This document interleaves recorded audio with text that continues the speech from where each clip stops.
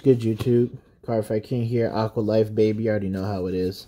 So I wanted to just make this video just talking about the state of Aqua Force in the set 12 meta, and kind of just looking ahead as we move into the Bermuda meta and clan selection.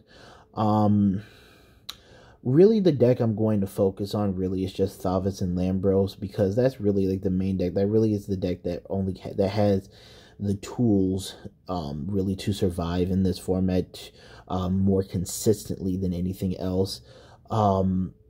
You know, Maelstrom is more of a meme deck. It, you know, relies on you having a restand enabler and press stream by turn 3, and then you got to hope that your drive checks are good enough to sack your opponent.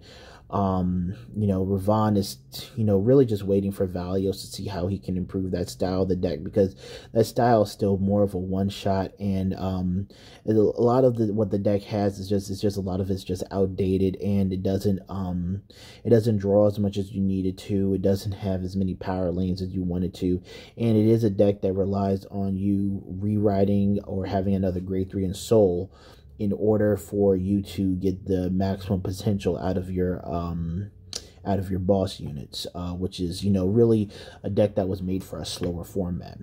So we really look at Thavas and Lambros, because the deck, you know, obviously the good points of the deck is that it has a lot of draw power, potential to make some really big lanes, you know, and you have, you know, access to triple drive still, obviously, but again, and you also get to get rid of a lot of cards on your opponent's board. So the deck has a lot of good points to it, but as far as the state of Aqua Force goes, it's not in a good position at all. A lot of decks, there's a, you know, in this format right now, if you're not really playing Gold Paladin, to a degree, Angel Feathers, Himiko, Yggdrasil, or Luard, then you're not looking at yourself having a consistent winning percentage, you know, at least in competitive tournament play, and that's just fact. I mean, whether you know, I said that in the last video, but whether you dominate your locals or not, you know, with your Kagura or whatever deck, that's fine. But like in an actual competitive setting where you're going to see a majority of these decks, like Gold Paladins is just an unbelievably broken deck that should have been touched by the restriction list. They have access to 2 different builds to conform to whatever the format is and do what they need to do, and they can generally beat you in 2 to 3 turns. It's ridiculous. But I'm not really talking about golds. But they are kind of the measuring stick to where your deck lines up, which is why it's important to mention them. As far as Aqua Force goes with Thavas and Lambros, now I did win against Gold Paladin, but it was a 3-game struggle, where I did have a lot of things go in my favor.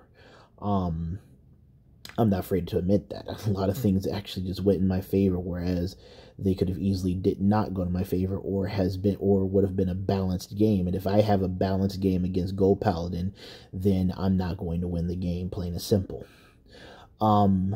But the reason why, you know, Thavas Lambros was an underwhelming deck when it first came out, if you guys saw my reaction to it, it was an underwhelming deck when it came out. It wasn't the best deck out of the set 11 format, and it could just continue to just go down another peg with this set, Bermuda coming out, and then up until we see what Valios does to hopefully resuscitate Ravon in the format. The reason being is because they created Thavas and Lambros to be screwed and cause losses by pure game mechanics and game flow.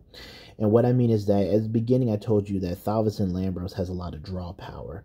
You have Coral Assault, Narissa, you have Thavas rewriting multiple times, and you have triple drive. You have triple drive from, you know, your Lambros, and obviously you're playing, you know, 4 draw triggers. Some people play 6. But the problem is that creates a vacuum to where you can take the main play out of your deck, which is Lambros. You know, the first problem that you have to solve is, can you find Thavas? And that's a matter of you riding Nikki, hoping to get Thavas, opening up Thavas when you're in your opening hand, using Baragios to try and find Thavas. It's a matter of, can you get the Thavas before your grade 3 turn? Because you can't afford to be grade stuck. Even in this format, you cannot afford to be grade stuck. And then when it comes to Lambros, like I said, you have all that draw power, so you can remove him from the deck when he needs to stay in the deck. You have the triple drive, obviously your drive checks, which is game flow. You're drawing for turn. Again, that's just normal game flow, game mechanics, game flow. And you have the potential to take him out the deck that way. You can take damage, and damage, means that you're just there's another copy of Lambros gone. So there are a lot of different ways that Lambros can leave your deck. The only way that we have to recycle Lambros back into the deck is through a card called Nikki. Nikki is our grade 1 card that you rest him and you put a normal unit to the bottom of your deck and you soul charge 1. He's the only way that we can continue to recycle and reuse Lambros during the game.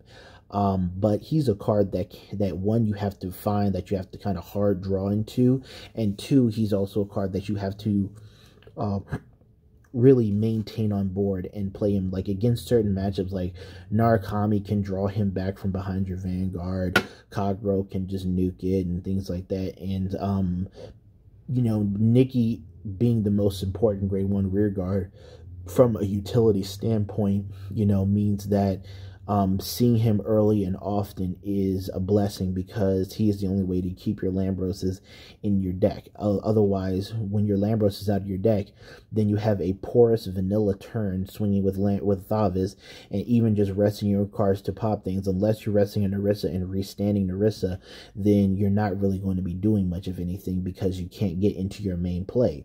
And I think that is what really hinders Aqua Force, is that they take the main play. Make Lambros a grade, unrideable grade 4 that you can only ride on top of your grade 3, so meaning that we have to not only high roll and find our grade 3, but then we have to maintain keeping this card in the deck, because he is a quote-unquote stride unit, and we have to stride into him.